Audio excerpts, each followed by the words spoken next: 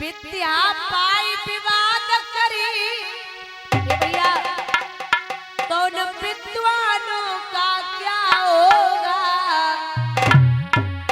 एक करे अनीति निर्बल ही तो फिर बलवानों का क्या होगा।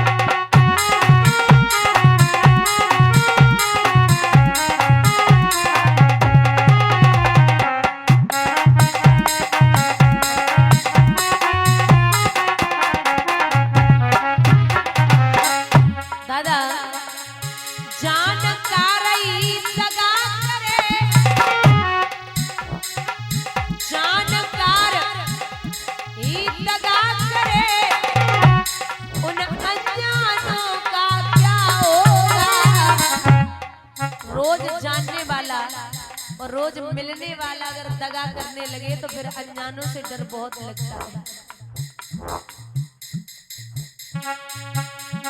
एक विद्वान ने लिखा था, दबे हुए जज के आगे, जज को अगर मोटी सी रकम दे दो, दबे हुए जज के आगे सच्चे बयानों का क्या होगा।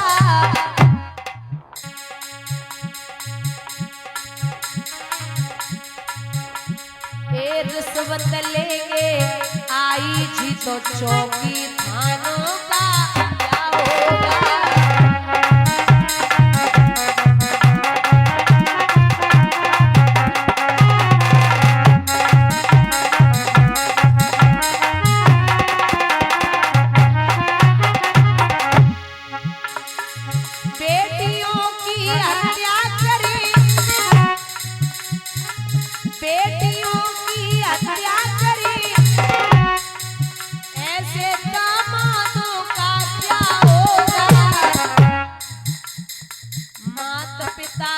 सेवा करें उन संतानों का क्या होगा।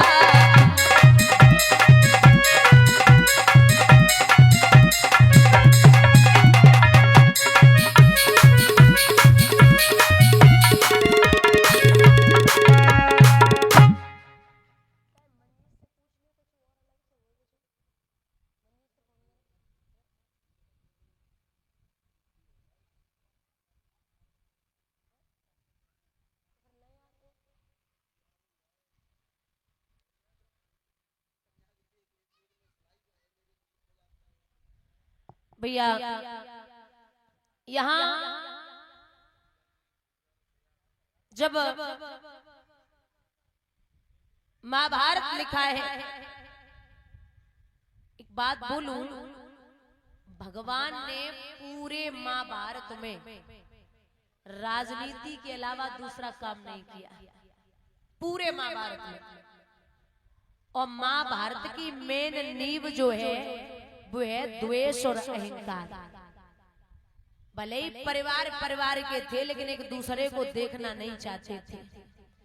भगवान ने स्वयं शांति दूत बन के कहा था दुर्योधन से कि भैया तू कुछ भी नहीं कर सकता तो 5 गांव दे दे। तो दुर्योधन ने कहा कि आप 5 गांव की बात करते हैं, मैं सुई की नोक तक की जगह नहीं दूंगा। बोले फिर युद्ध होगा, मैं तैयार हूं।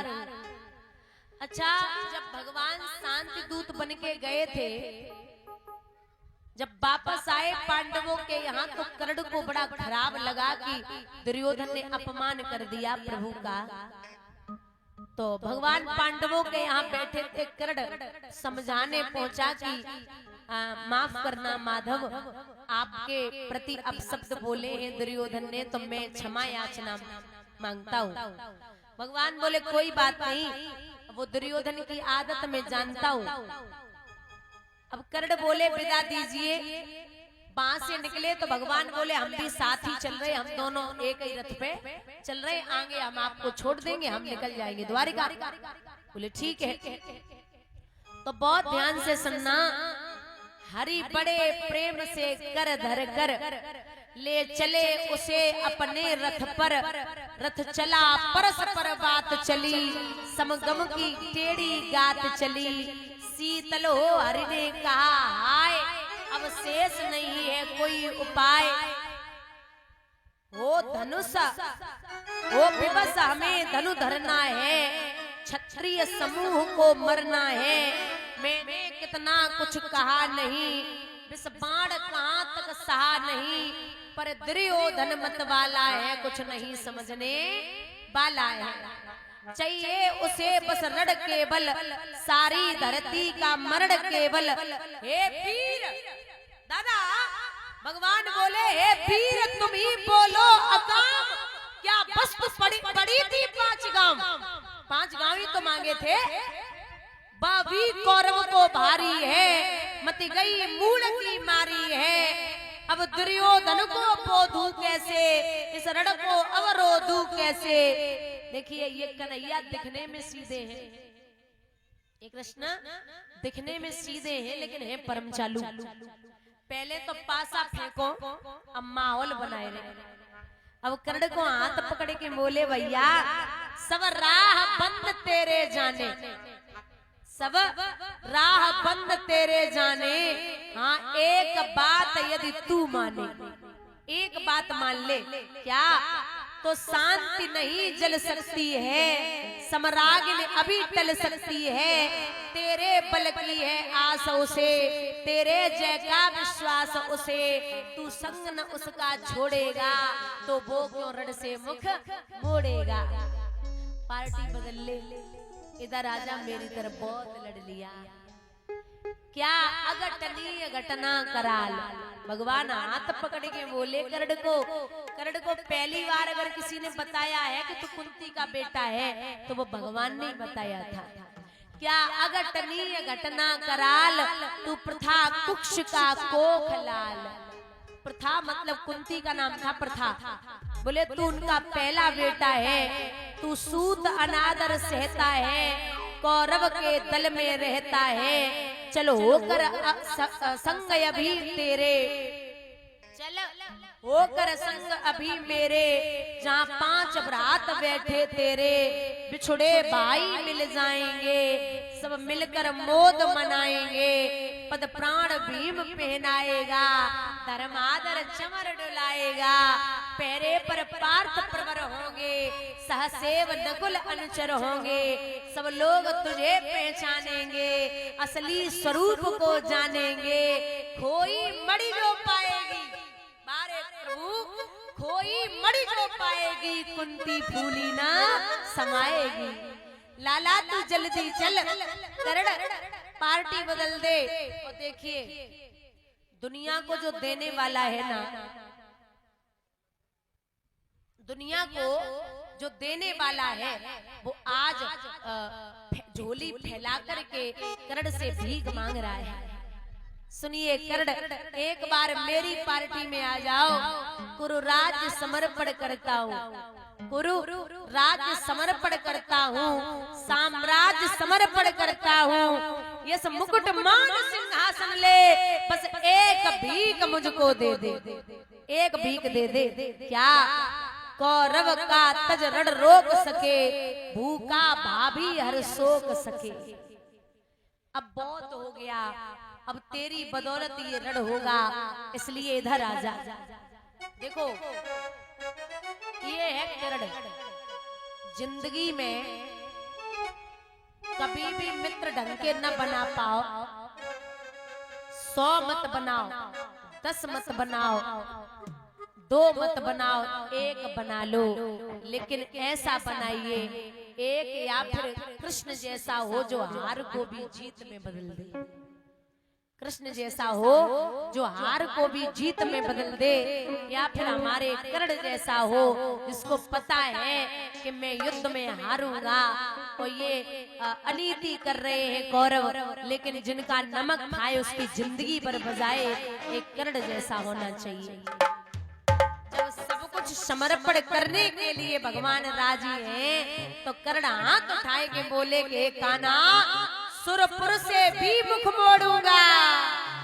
कर्ण कह रहे कि सुरपुर से भी मुख मोड़ूंगा, के सब में उसे न छोड़ूंगा। चाहे कुछ भी कर लो, चाहे मुझ पे सब लुटा दो, लेकिन मैं उसका साथ छोड़ने वाला नहीं हूं। ये कर्ण है। यहाँ भगवान अपने धाम के लिए आए, इन पांडवों को निकाल दिया था। इन्होंने एक नगरी बसाई थी जिसका नाम था वानप्रस्थ, जिसे हम और आप कहते हैं इंद्रप्रस्थ, और जिसका असली नाम है दिल्ली। जिसे इंद्रप्रस्थ पहले कहते थे, पांडवों ने नगरी बसाई थी, उसका असली नाम है दिल्ली। महाराज एक दिन द्रौपदी अटे पे खड़ी थी, तो दुर्योधन ने विचार किया कि हम भी तो देखें पांडवा कैसे रहते हैं। जाकर के पहुंचा, जहां जल था वहां थल दिखाई दिया, जहां थल था वहां जल दिखाई दिया। दुर्योधन का पैर फिसला, गिर पड़ा। द्रौपदी अटे पे खड़ी थी, जवाब दिया, अरे ओ दुर्योधन जी, हमें तो पता है कि अंधे के अंधे ही पैदा होते हैं। ये जो जुबान है ना, स्त्री की जुबान, आदमी एक बार बोल दे, लेकिन स्त्री जब कड़वा बोलती है तो गोली की जरूरत नहीं पड़ती।